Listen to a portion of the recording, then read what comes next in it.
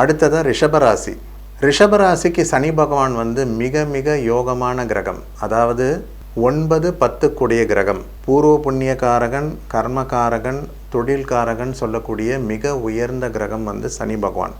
ரிஷபராசிக்கு சனி பகவான் வந்து ரொம்ப அள்ளி கொடுப்பார்.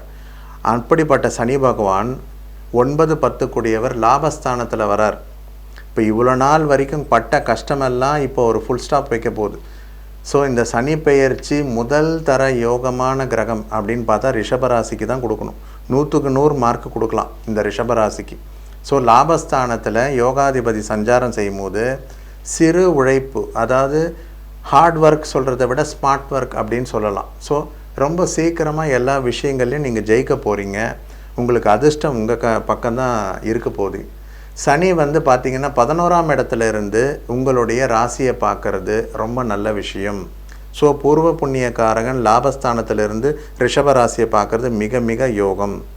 7ஆம் பார்வையாக பூர்வ புண்ணியஸ்தானம், அதாவது புத்திரஸ்தானத்தை சனி பகவான் பார்க்குறார். பிள்ளைகள் வழியில் கொஞ்சம் உடல் ஆரோக்கியத்தில் கவனம் தேவை.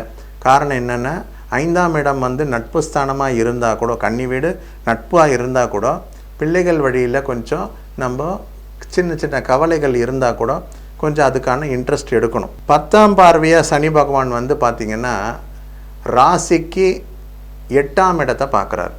அதாவது 8ஆம் இடம் அப்படின்னும் போது பார்த்திங்கன்னா பல நாள், நீண்ட நாள் வியாதி, நீண்ட நாள் கடன், நீண்ட நாள் பிரச்சனைகள் எல்லாமே வந்து சுமூக தீர்வு கிடைக்கும். ஸோ இந்த சனி பெயர்ச்சி ரிஷபராசி நேயர்களுக்கு மிகப்பெரிய அதிர்ஷ்டத்தை நம்ம எதிர்பார்க்கலாம்.